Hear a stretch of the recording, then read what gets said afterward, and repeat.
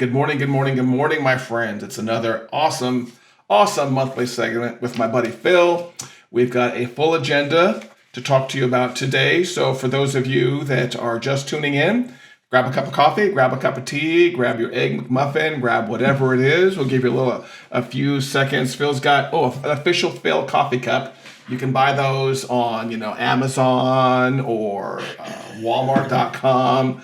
Or not yet, but soon. Phil's hawking them out of when Phil travels, he hawks them out of his backpack. I mean, the trunk of my Volkswagen Bug, right? I got a love bug. Let's get into it, man. Facebook news this week. Something happened, I think. Was Facebook down for like 5 minutes the other day or something? 5 minutes or 6 or 7 hours. 6 or 7 hours. Facebook was down. Instagram was down. WhatsApp was down. So every Facebook platform was down. And what's interesting is Facebook relies on, as you might guess, Facebook to authenticate, to do things, right? So their engineers, some of them couldn't even get in the building because they use a Facebook pass basically to get in that connects to their infrastructure. So Facebook being down, Instagram being down. Now, some might say, well, that's the best thing that's ever happened. I got a day of productivity. Here's what I found. Pretty cool, right? So I like that, right? So Siri even found out something about that, right? So she's, of course, listening as always on my watch. But it's so interesting because they estimate that they lost billions with a B of dollars. Right. As a result of being down. Yeah. But I actually heard you were talking about getting in the building. Real quick, you were talking about getting in the building. I read a story someplace that they had to get into the physical server cages where their servers are. That requires a badge, and they couldn't do it. So a guy had to come in with that thing that you use to saw through the latch that goes in there. The low-tech solution, man, sometimes is the better solution. Well, physical, right? I mean, I think that's both a good and a bad lesson. So the good lesson is if you can't get into your house, if you can't get into your server, right? If you can't get in anywhere, okay. With tech, how can you get in without tech? I think about my doors here at my house, and if my batteries die on the door to put in my code, I've got a key to let me in. Okay, that's important, right? So with that, and I got to get that back from my neighbor actually. So that's a good reminder. I got to text my wife about that. The other thing is that I think about for my tech, right? I want to have other pathways in, and I don't want to keep all my stuff on one person's platform that is not mine. Exactly. Yeah. What about you, man? What's your big lesson there? My big lesson is what you said is true, but especially on the world of paid advertising, because I've got clients that live and die by Facebook ads, and they lost a day. They lost a day of revenue in some cases because they just any time their ad platform has problems or an ad gets disapproved or ad account gets disabled, it affects their downstream revenue because all that's top of funnel marketing, and their downstream revenue they may not see it today, but they may see it. Later down. So we're going to talk a little bit about owning the race course is what James Schramko calls it. I think I call it owning your whole empire. I wouldn't say that Facebook. This is not a red flag because this happens every single time social media goes down. We have the meta conversation about social media. We can all go meta and meta. It's not to say that you shouldn't do things on Facebook. Facebook still has the most eyeballs on the internet.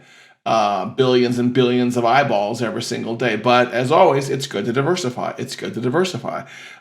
For a couple of reasons. Number one, just technical issues, but also the other thing that came out this week is that whistleblower that went to Congress that used to work for Facebook, and she was talking about how she's got memos. I think she said there were thousands upon thousands of pages of memos of internal Facebook communication about how they don't necessarily always repress or push down viral things that are bad, because things that go viral, things that get eyeballs, things that get upvotes, those are what keep eyeballs on the platform, and those are what help the ad side. What did you glean from that whistleblower story? Yeah. So first, let's be clear. It's not bad, right? It's things that are disinformation or misinformation. Okay. To be clear, right? So it's things that are factually incorrect and factually incorrect on purpose. Like I might call you Penelope instead of Patrick. I didn't do that on purpose. I just can't type. Okay, that's not That's not what we're talking about here. We're talking about active disinformation that to your point, right, absolutely goes viral. So Frances Haugen absolutely exposed a lot of things that Facebook has done, and it's not clear yet how much she was involved versus how much she had access. One of the things that I would also glean from this is, if this is true and she was not directly involved, the whole need to know thing, clearly Facebook has an information protection problem. Which concerns me from the outside in and from the inside out, right? As a guy who had a top secret security clearance in the military, it's all about need to know. Right? If you don't need to know the combination to my door, but I give you a key, that's okay, right? So that's the difference here, right? If you don't need to know what's in my bank account, but you do need access to pay bills, right? Different levels of access, different need to know. So that's a big thing for me. That's probably the biggest concern for me is Facebook has so much information. Who has access to it that shouldn't? And then secondly, to your point about, should Facebook, should they be spanked for this? Did they do something malicious? Right. Is it time to break Facebook up? Is it, how much swing do they really have? There's a lot here. I think that it's probably going to take years to unpack. But if the Microsoft breakup from years ago, because if you think about it, Microsoft had this OLE, right? Object linking and embedding, where Microsoft linked to Microsoft, linked to Microsoft, linked to Microsoft. Right. And now Facebook does the same thing. The outage, to your point, actually raises a bigger issue, and that is, do they control too much? Is there too much consolidation in one spot for our own good as a country? And that's a hard question to answer. And should they be regulated, right? How should they be regulated? And Facebook would tell you, and they have said, we want regulation. But here's the thing that a lot of don't recognize, because about a month before, there was actually a New York Times writer who released a book about this, because Facebook wants regulation, but they know that they've got all their insiders working for the government already. So sure, regulate, but we've already played defense. Like, we're already there. We're going to block you. We're going to make it look like we want to be regulated, but we really don't. So it's interesting. I actually bought my dad the book on that, about the Facebook, the big lie, if you will, about Facebook. Let me see if I can find that the name of the book, because I got it from my dad, because he's, I love my dad. He's up in northern Wisconsin, and he's one of those guys where, he loves to learn, but he doesn't even understand the internet at all. So I'm trying my best to say, hey, Pop, here's some things that you might want to consider. Right. Here's some things you might want to learn that could be really helpful for you as you think about, hey, what's really going on in the world, and what are your friends saying? So the book is an ugly truth inside Facebook's what? Let's see, what do they call it? Inside Facebook's battle for domination. An Ugly Truth by Shira Frankel and someone else. Really big on this whole Facebook regulation. And have they already been so ahead of this that even if we regulate, do they already have their insiders there that are going to stop any meaningful regulation from happening? Got it. Good point. And I hadn't even thought about the security clearance thing, because I had the same security clearance that you had right there. And whenever I see anything, whether it's Facebook or any kind of government person use their clearance to take out a bunch of documents and give them to someone else, some people in prison beat up child molesters. If I was in prison, that's the person I'd beat up. It's the person who basically violated the trust. Now, did it need to be violated? Maybe, maybe not. That's an ethical or moral discussion that we can have. But when you're trusted with something, to be able to make a copy of it and give it away to somebody else, I think Phil and I are talking about just the strictly unemotional part of just, an employee having access to something and not being able to trust them. Because what Facebook's going to do now is they're going to do an internal review probably and really clamp down on who has access to information. Because every single time a data exposure happens like this, they're putting more security things in place. They're going to put some things in place to alleviate the hardware issue they had, but they're going to lock down more on what gets shared. And, the C-suite's going to get smaller and smaller and smaller there. And I think probably one of the big lessons that I got out of this, oh my goodness gracious, I hate it when like FaceTime rings in the middle of this. I thought I had that turned off. Probably one of the big lessons I, got out of this is I really thought Facebook had it on lock, like their technical infrastructure. Like it's very hard, or it should be very hard for a single person to make a single change that brings down an entire, infrastructure. And I think this one was like an internal DNS change of some sort. They got propagated out to a bunch of routers all at once. I mean, why not propagate it out to a couple of routers? If you've got 1,000 routers, why not propagate it out to 100 routers versus everybody all at once?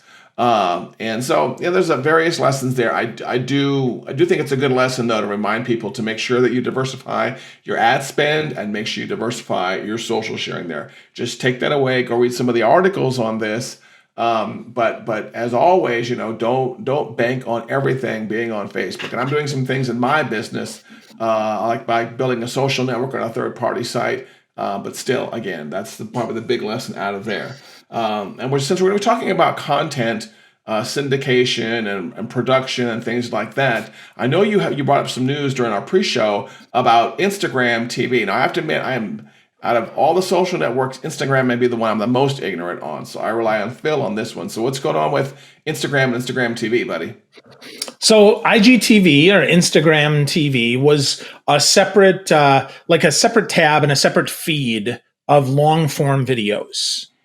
Mm-hmm. Well, they also have Reels and then they have regular videos. So Instagram effectively had 3 different ways that you could put video on there. 4 if you count live and 5 if you count stories. So 5 different forms of video. Live, not going to your profile unless you save it as a highlight, and private video, again, not on your stories, disappearing after 24 hours. But let's talk about Facebook Reels, which are the short form videos, and and Instagram TV, which are the longer form videos. And now they're smushed into one. So if you look at your Instagram app, for some it'll be today. They're probably slowly rolling this out. They probably learned their lesson after this, but it'll basically just be a watch button, right? It'll just be one button and it'll be all video in one spot. Now, this also tells me that Facebook is thinking with Instagram, our engagement is shorter. Reels are more important. For newsworthy stuff, we want IGTV, we want live, we want you to maybe chop this up. And frankly, we actually like the shorter form videos because they get more play and we can hook you with 15 seconds and then sell you with an ad. So that's the whole interesting thing here. So if your account's eligible for ads, it cuts off your video at 15 seconds if you place an ad on there, at 60 seconds if you don't. Right. And then it goes to the tab for watch, basically. Mm-hmm. So now, again, we're seeing consolidation on LinkedIn's platform because they already have been pushing Reels to Facebook, shorter form video. LinkedIn or Instagram? I'm sorry, Facebook. I'm talking Instagram and Facebook. Sorry. Okay. I said LinkedIn. Yep. So they've already pushed those Reels from Instagram to Facebook, and now we'll see more advertising there, and they'll all be in one spot. We'll all see one watch. So I'm curious how this is going to affect stuff like you and me, Patrick, who do live videos. Right. Is this on Facebook? Are we going to do shorter form? Because, YouTube last year rolled out their YouTube snippets that are shorter form videos. Yep. Are we going to see now all the platforms have 30-second, 60-second, and long-form videos? And my guess is yes. My guess is yes. I would agree with you there. Yeah, I think it's called YouTube Shorts. I was doing some Shorts. research That's on it. Yep. This weekend, and I have to admit I'm not a big fan of the really, really short form video. I just think we both agree that you need short form and long form video. But to me, short form is 3 minutes. I can't say anything in 30 seconds. I can't personally say anything in 60 seconds. I can't dance. I can't do something silly or stupid in 60 seconds. Well, I take that back. I can do something stupid in 5 seconds if you give me the chance. But I think that for me personally, I need to look more into the Instagram side of things and using software like I'm doing right here, Ecamm, to go live on things like that. So I found when you brought up that topic for us to talk about, I found that interesting because Instagram is just someplace where I'm super, super ignorant. So did you say that you shared an article online about this or something about that? Can people go to your profile? I didn't, but I might have. I mean, it might be on my Twitter, right? Probably is. It's probably on my Twitter account at Phil Gerb. That's where I try to share more newsworthy stuff that I think about, and I'm like, that might be interesting. So yeah, twitter.com/Phil Gerb. I'm Phil Gerb on Twitter. Philgerb, right? Yep, that's right. Yeah. So yeah, here we go. Yep.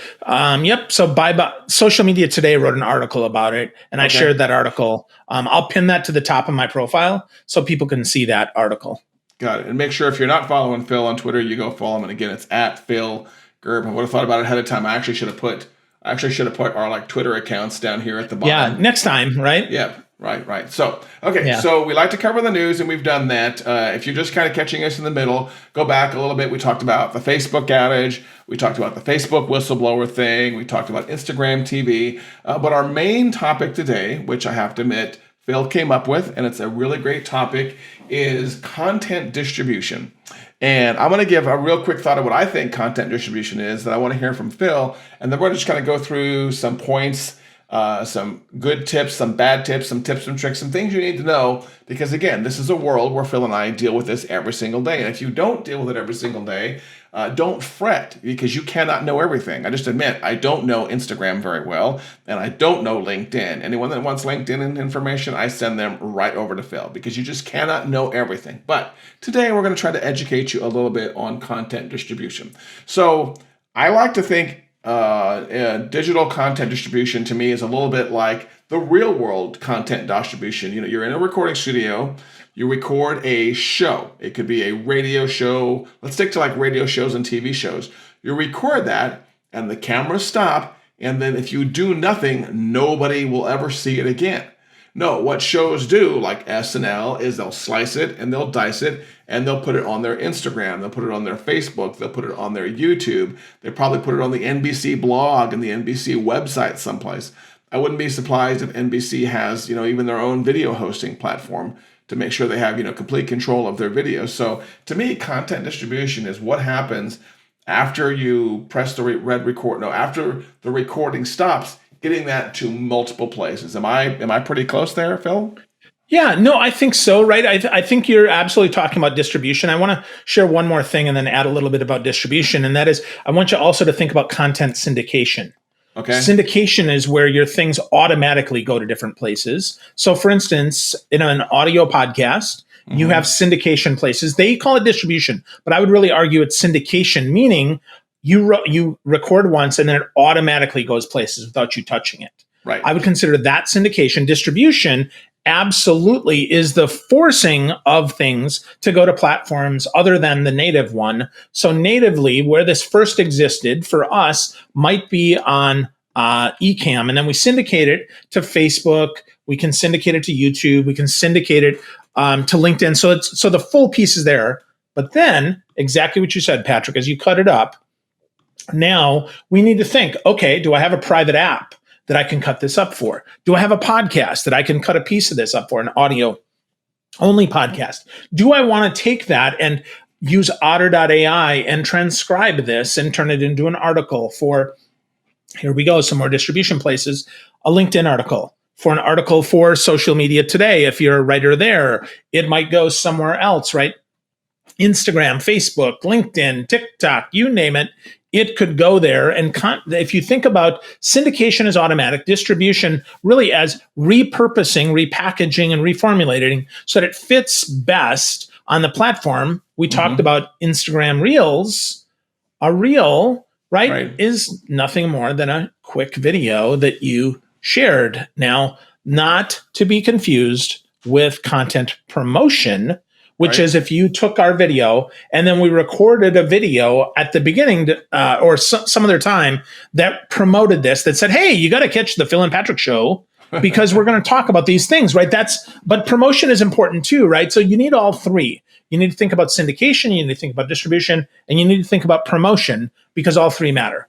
Right. And promotion, to me, I see that more as using maybe even something like paid advertising to kind of elevate the visibility. And we see this has been on Facebook forever, ever since the Boost Post button came out. I'm sure Boost Post came out before their actual formal ad advertising, but if you work in marketing, you still do realize how many eyeballs Facebook has, how many active eyeballs Facebook has, and so that's the good and the bad part of it. And then, it used to be when Facebook first came out, maybe it had like 100,000 people on it. It wasn't too hard to get seen. I mean, 100,000 people putting out updates, that's not really a lot in the world of social media.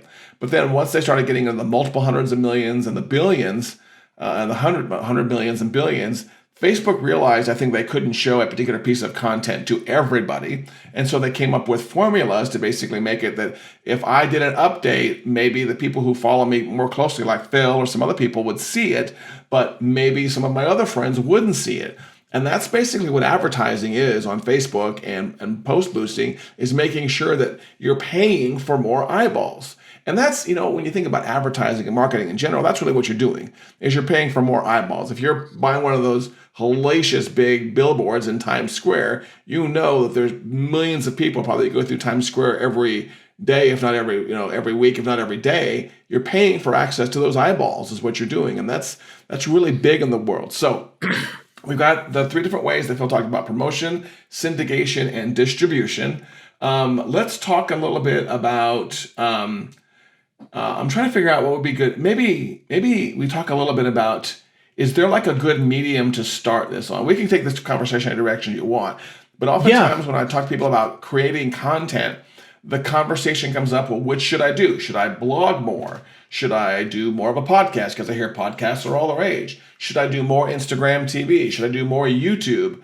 What do you think is a good way to start not creating content, but a good way to get your content out there after you've got like a 5 or a 10-minute video? So I would say find a tool that can help you remember to re-syndicate it, repurpose it, redistribute it, right? So use my favorite tool is Agora Pulse. Okay. So I would say get an Agora Pulse, because that way you can send it a bunch of places. But then I would also tell you, you need to cut that stuff down. You need to chunk it up. So if you're looking at video, Capwing is a great tool for that. I'd also, Otter.ai is a great tool to transcribe the data. I would tell you, like, Grammarly is going to help you make sure that it's grammatically correct, because though you and I are very verbose, we might not speak exactly correctly. We add words to our conversation. Right. So Grammarly can help that for sure. And if we've got some templates that we might have that we want to make sure, at the end of that, we have this common call to action every time that says, check out our show or go and download this awesome checklist. Well, I can use Text Expander to automatically include that, or I can make it as a template, kind of as my footer that shows up on every one of my things. So those are some of the things that I would think about would help me, that would help others, so that people are, doing those things. I don't want to say automatically, because automatic, set it and forget it doesn't work. Okay. But you do need to sometimes be reminded to do that. Multiple times. I'll tell you, if we just promote the show once, we get, let's say, 12 people. If we promote it a second time, we might get 30 people. A third and fourth time, we might get 50 or 100 people. So we have to promote it more often, because frankly, to your point about the algorithms, they only promote what we pay for and what's popular. Right. So we have a choice. We can remind people, hey, by the way, it's out there, or we can pay to advertise. It's really our choice. And that's really the key. So I would also consider, if I'm, if I'm starting out, setting aside some money for some advertising.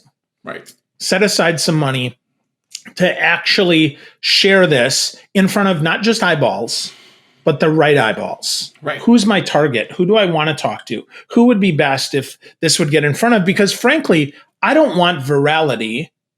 I want cash flow. I want business. I want real conversations. So I want to get in front of the right people, because frankly, nothing against farmers in Iowa.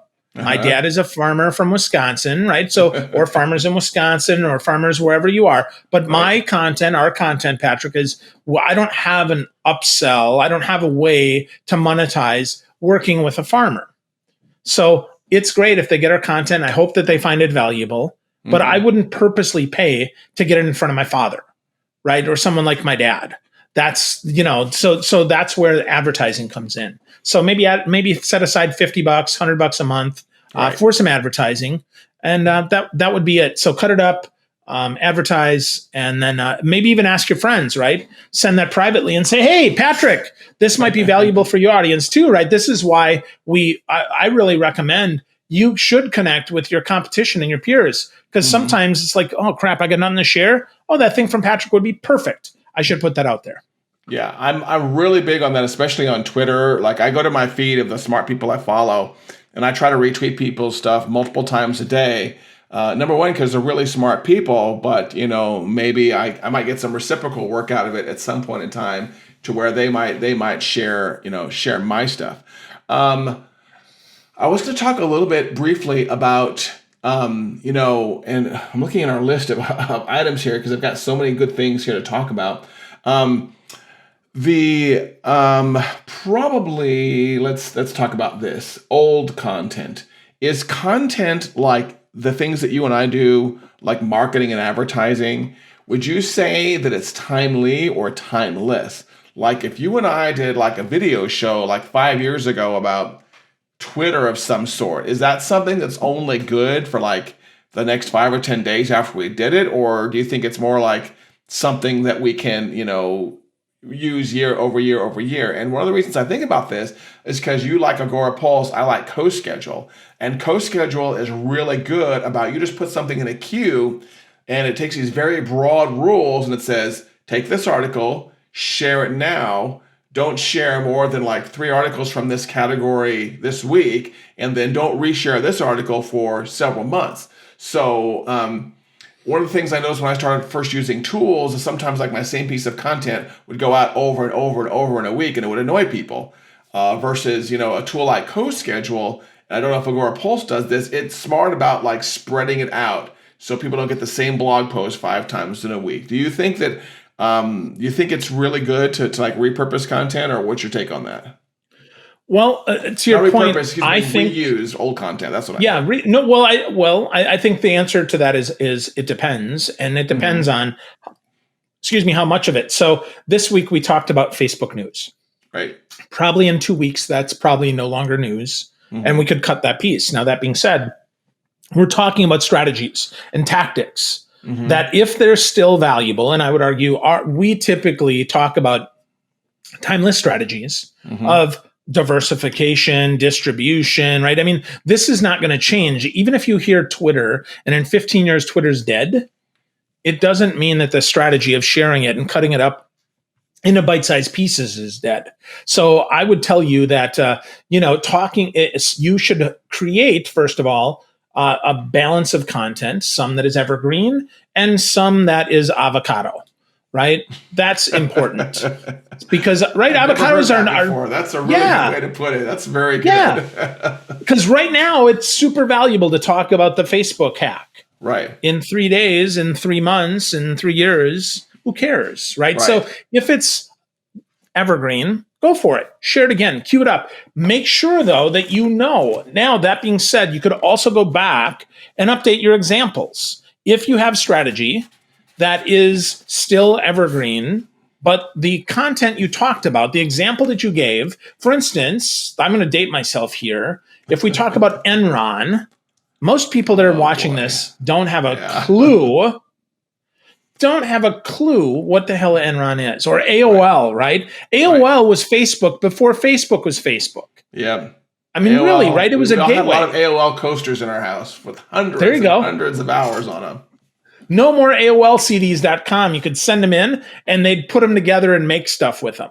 100 years ago. That's cool. I did not know that.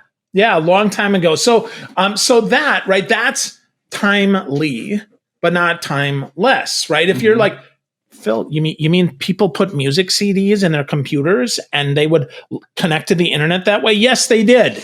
But you don't have to do that anymore. ABBA is coming out with a new album. They're releasing it on cassette. Ooh. See, now hold on, but okay, let's talk about that. So I've got some cassettes, but that's a collector's item. That's a souvenir, not a way to listen to music, right? Because you're probably then going to go to Spotify and download the music. So let's think about that, right? So this is a shirt with my logo on it. So this is both useful because it has utility, right? To use a Jay Bear term, I can wear it, as well as it's advertising. That's great, right? That gives me something there. And if you asked before, if I buy 50 copies of Social Selling Essentials, can I get a shirt? Well, absolutely, I'll give you a shirt, right? So, but that's a souvenir that Right. really is meant to remind you of the book.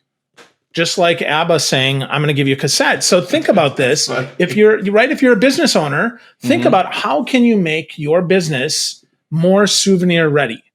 Are there, maybe it's a band with a cool slogan on it that says "Stop doing nothing." Patrick, might you have something like that? Yes, it's Usually you do, right? In the restroom. It's over there. You know what? There's my backpack right here. Yeah, but hold on. So you think about that. That is a reminder of Patrick. Right. So if I think of Stop Doing Nothing, I think of Patrick Allmond. If I think of, there you go. That's exactly what I'm talking about. So here's the thing. It cannot just be blatant advertising.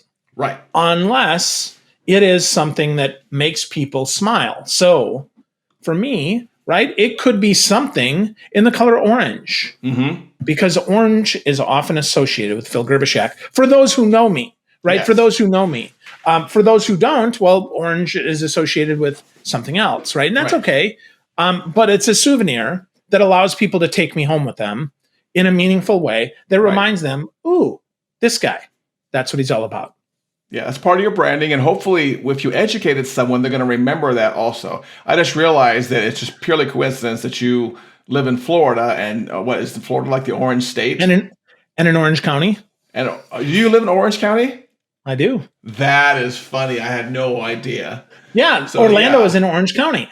Okay. Orlando. Goodness gracious, man. You are eating the branding up right there. Yeah, for sure. But so if we think about that, though, that can be intentional. Now, I didn't intentionally move to Orange County, but that is comical, right? So now I can add that on. Just like I will tell you, my glasses initially were a happy accident. I wanted glasses, and I didn't want to look like a dork, or any more dorky, I guess, than I already do. So I looked for some cool ones. And so that began my journey into, I can't buy normal glasses anymore. Right. Because they're just not good for me. And now they're my logo even.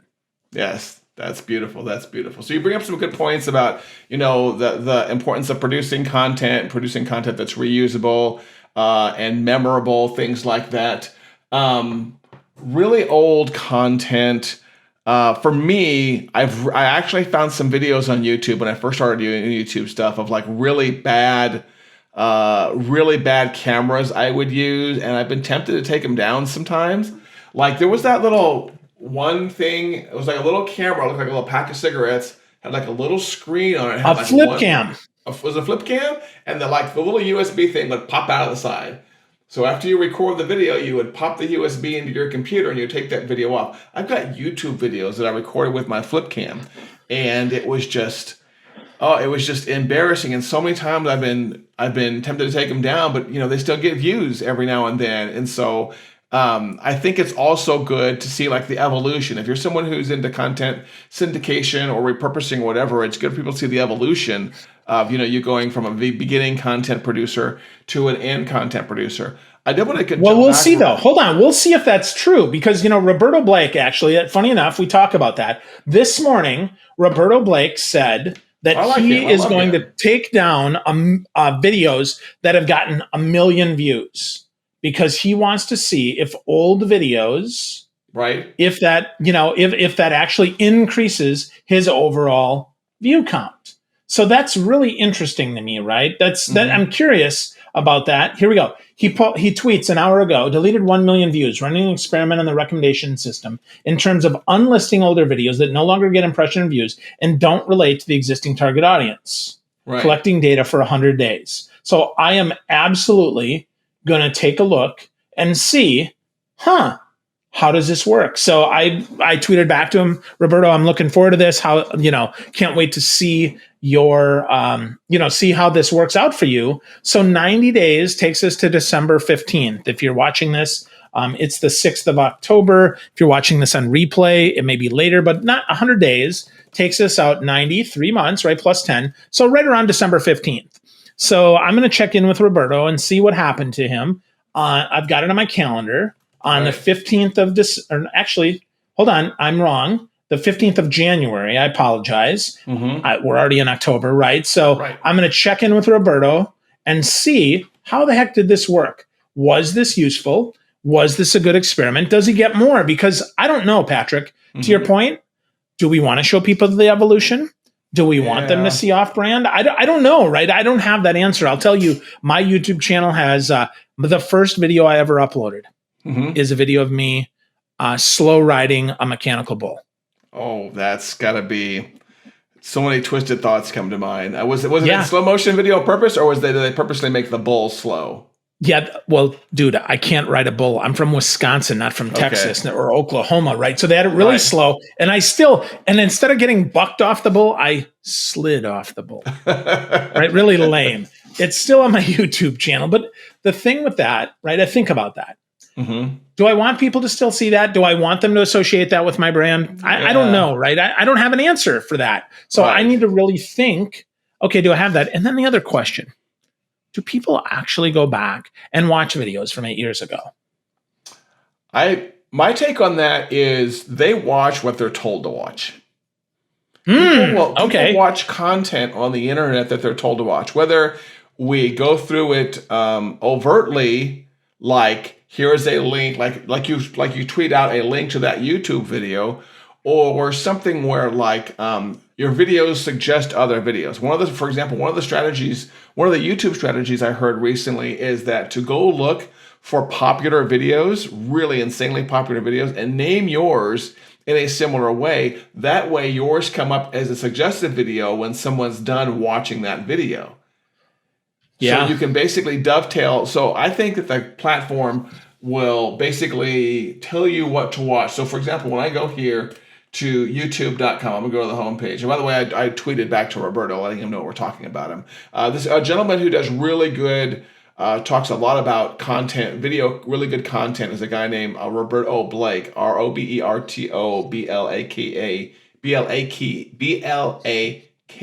I really should drink this early in the morning.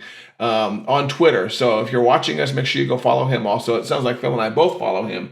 But I go to YouTube right here, and this is all stuff I've watched before and related stuff like Hamilton. I'm big into Hamilton right now, so I've got Hamilton videos up here. I've been watching a lot of videos on learning how to play bass, because there's one back over here someplace, and it's kind of see it right there. I get a lot of video suggestions on there, and that's usually the stuff I watch. I very rarely go searching for a particular video. I may go search for bass covers for Prince songs, or David DeVee doing silly things on Hamilton, and they tell us what to watch. So that's my take on that. So if you found a really popular bull riding video and you went back and you renamed your bull riding video to have a similar name, I bet you might start seeing more views on that. Wow. So that's an interesting strategy, right? If you want more views, let's qualify that. Yeah. No, that is an interesting strategy though, right? So doing that, maybe even doing the research up front, because I have heard and seen that Nate Woodbury actually is one of my favorite YouTube smart guys, right? Another NSA guy like us. And Nate says when you rename the video, it often performs less than rename. So instead, do the research ahead of time and look for the popular name and then name yours similarly, to your point, so that then the algorithm says, well, you like this and therefore you might like this. Yeah. I use a company that syndicates and edits my videos and stuff, and they have a spreadsheet for me that we kind of work in together where they say these, and they do SEO research on the titles because they use an SEO tool or maybe a PPC tool, I'm not quite sure which, and they tell me, this phrase, this topic is a good topic, this phrase is a bad topic kind of thing. And that's what I use to guide when I'm not doing our one-on-one videos, when I'm doing some other kind of content there. So that's a very good point when it comes to whether or not you want the old content to be produced. Now you mentioned, and I want to dip over to here a little bit, you mentioned Agora Pulse. Can you kind of go back through and list some of the other tools you were talking about? Because I want to make sure that people have a chance to take notes on those. Sure. So Agora Pulse is a content distribution platform, social media management, whatever you want to call it. Big fan. Been using them 5 or 6 years now. I like Otter.ai to do transcripts. Really fantastic tool. Otter, like the animal, Otter, Otter.ai. I've been using them pretty much since they launched, and they're actually the transcription engine behind Zoom as well. So super duper tool. Kapwing, Kapwing, is one of those tools that allows you to reformat videos because, that the square for Instagram feed is not the same as the rectangle for the Instagram and Facebook stories. Or if you want to add bars on the top with captions that run through, that would be available on Kapwing as well. Okay. I mentioned Text Expander. Text Expander allows you to take a short keystroke combination that frequently you type and add that in by typing, if I type a, VF, question mark, it could type a paragraph worth of stuff that I frequently do. So that if I was always struggling to remember, crap, dude, put this call to action in. So I could have CTA 1, CTA 2, CTA 3, right? Remember how to do that. It did. Cool. Yep. So that's pretty cool, right? Saves me a lot of keystrokes there. And I think those are all the tools that I mentioned today, Patrick. Yeah, and my version of Agora Pulse is one called Co-Schedule, and I got that from our good friend Jay Baer. I'm not sure if it was the first time I heard him speak, but eventually online I saw him mention this. And it's kind of interesting. The first time I actually did see, I just realized this is like a confluence of things happening. The first time I saw Jay Baer speak was on content repurposing, because he's really good on this. He's got blog posts on the Convince and Convert website talking about repurposing a single content into 10 plus different pieces. But the first time I saw Jay Baer speak was in New York at that, I think it's a Marriott that's like right above Times Square. Does that sound right, with like the curved bar that lets you overlook Times Square? Right by sure. Right by that curved bar, there's like these conference rooms. There's like these breakout conference rooms. And NSA brought me in, brought Jay in, brought Peter Shankman in, and we all talked about content. So I have, quote unquote, shared the stage with Mr. Shankman and Mr. J there. It was pretty cool. But that's another place if you want to go learn about reusing content or repurposing content, go to I think his company's Convince and Convert. Is that right? Yep. Yeah. So I would say actually do a Google search for the phrase content atomization. That's the phrase that Jay coined about cutting things up. So content atomization is what Jay talks about, and it'll definitely pop up. You'll see it. It's super good. Jay's got a lot of great ways of talking about that. I always call it measure once, cut 100 times, and try to think of 100 ways that I might be able to repurpose my content. So, lots of different things. Yeah, I did the Google search, just like you talked about, because I'm looking at some things right now, you're talking about them. And his is the first organic article that comes up on the topic, and it's 47 tactics to atomize your content. And he did something else here, which I'm actually a big fan of. So we talked a little bit earlier about if it's good to reuse old content. One of the other topics I've actually been asked about in WordPress, and trust me, I'm going someplace, and Jay paid attention to this, is it's whether or not it's good to put in the date of your content, the date you created your content. And I just noticed on Jay's blog, he does not put the date and time of the blog post on there. And I'm a fan of that, because when people are reading this, if I was to read this right now, these are good tips from 10 years ago. These are good tips from 10 minutes ago. So that may be one way to make your content a little bit more reusable. Don't go out of your way to date yourself. So if you produce if you produce a blog post today, don't put on there that I created this blog post on October 6th, 2021. Just put it out there on your blog, and people are going to find it eventually, and the date time really won't matter. What is your take on that? Well, so that's so interesting you say that. From a marketing perspective, I agree with you. Right? From a marketing perspective, I agree. But from a consumer perspective, Andy Cressadine and the folks at the Orbiteers at Orbit Media actually did a study, and they found that consumers actually want a date. They want to know that your stuff is current. So here's why, right? So I want you to think about this, Patrick. I have got the top social selling strategies on the planet. And my number one strategy is get a Meerkat account. Right. Are you using Meerkat these days, Patrick? No, I am not a Meerkat person. Okay.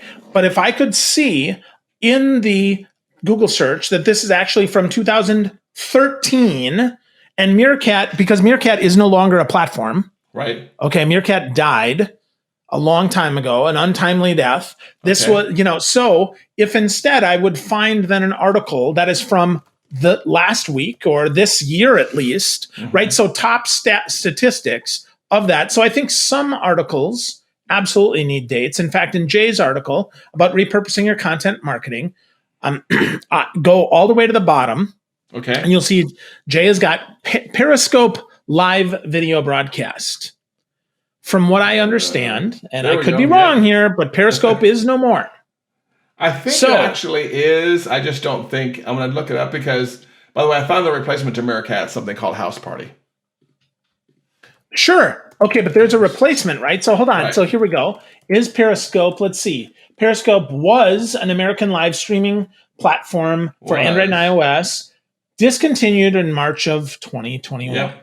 You go to the website, pscptv.com. Yep. And so here we go, right? So, right. So, not that Jay's article isn't awesome. I want to be really clear here.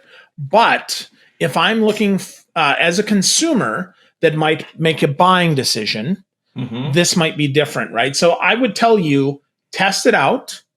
Know that eyeballs are great. Right. Dollars in your bank account are better. Exactly. It looks like what happened to Periscope, first of all, like you said, March 31st of this year, it looks like it's one of those tools that got absorbed into the native platform of Twitter. And Twitter's done, Facebook and Twitter are both really good about this. Quick, just sidebar here about when a third-party company writes a really good add-on for them, they just suck in the company, give them a ton of money, and then close down the tool and just add the feature into the native platform. So that's what happened to Periscope. I just hadn't paid attention to it. And that was just in March of this year. So 10/3, so just 7 months ago is what it looks like. Yep.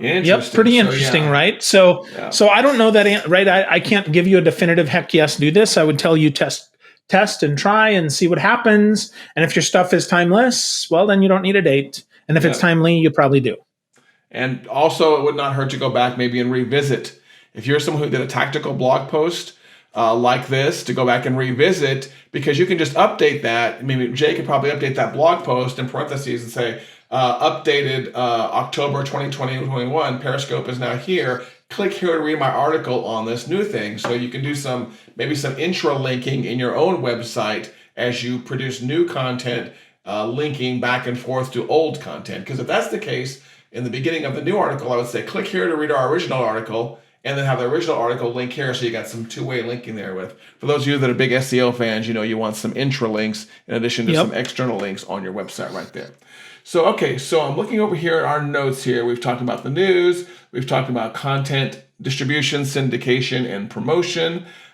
We've talked about the mediums that you should be using and some of the platforms that you should be using, whether or not you should be using really old content.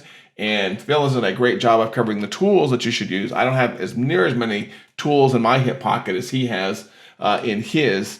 I'd like to close maybe, Phil, with, if you're I always like to give people, because we've been talking for about almost an hour now about long-term solutions. What about if you were in an elevator with somebody and the phrase came up, what I've been really thinking about content distribution, and you guys both get in on the first floor and you've got to the 8th floor. They're like, hey, you're Phil. I heard you know about this topic. What can you tell me that I should know about, one tip I should know about a content distribution on this elevator ride? Sure. I'd say real quickly, you should take it and use Jay's word, atomize it. You should cut it up and make it small. And then it doesn't matter what platform it goes on, but you should send it out, and don't forget to have a call to action that drives people back to the full text of the article. And by text, it could be video text, right? You could have captions. It could be LinkedIn. It could be whatever. But I would tell you, drive them back to a piece of property you own from that short form, because your goal is not eyeballs. Your goal is the right eyeballs. Your best customer is looking for is doing what Patrick said, and they're being told what to watch. what to read, what to listen to. So if you can atomize it, you have a chance to do that. What about you, Patrick? That was 43 seconds probably. What about you? I like the call to action one. I would say that if you're a smaller shop or you don't have a big content department, to find ways to use utilities and tools as much as possible to do this work for you. And a big one I think of is Libsyn, which is where I host my podcast. Libsyn is really good about constantly adding channels in there to automatically syndicate out your content, like you brought up. Like when I put up a blog post, I know my stuff is a push of one publish button is syndicated to Amazon podcast now, because Amazon does podcasts. It's syndicated to Spotify. It's syndicated to radio.com. It's even syndicated to the platform of the ALEXA that's in my office right here. So I've gone over to friends' houses before and I've said, hey, ALEXA, play the Stop Doing Nothing podcast. And like my podcast is in everyone's house. And that's only because a platform like Libsyn has like 10 or 20 places that will syndicate a single piece of content automatically when you hit publish. So I'm a big fan of repurposing and syndication. Cool.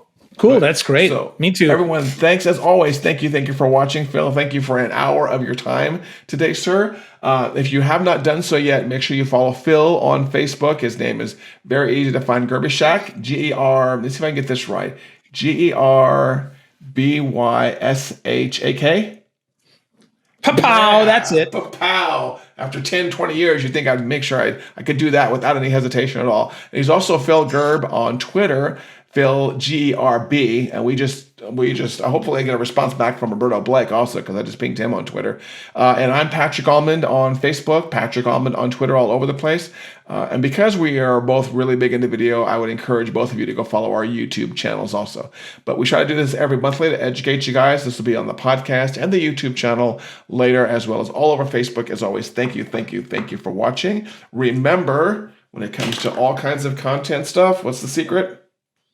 Done is better than perfect. Exactly. Turn on your camera, turn on your voice recorder, press record, and get to talking. You might look silly, you might feel silly, you might even feel stupid, but I can guarantee you, like Phil just brought up a second ago, there's someone out there that wants to hear what you have to say out there. It may seem silly to you, but education, man, education always wins. What do you think, Phil? Does education always win?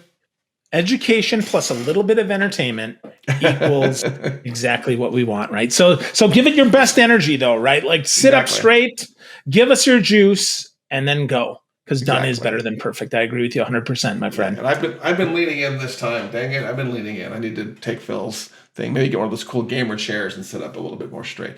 But as always, Phil, thanks for participating, sir. Everybody else, thank you for watching. If you're just catching the tail end of it, go back. We did this for a full hour. Of course, it'll be on the podcast on YouTube. And as always, stop doing nothing. Have a great week, Phil. See you, Patrick.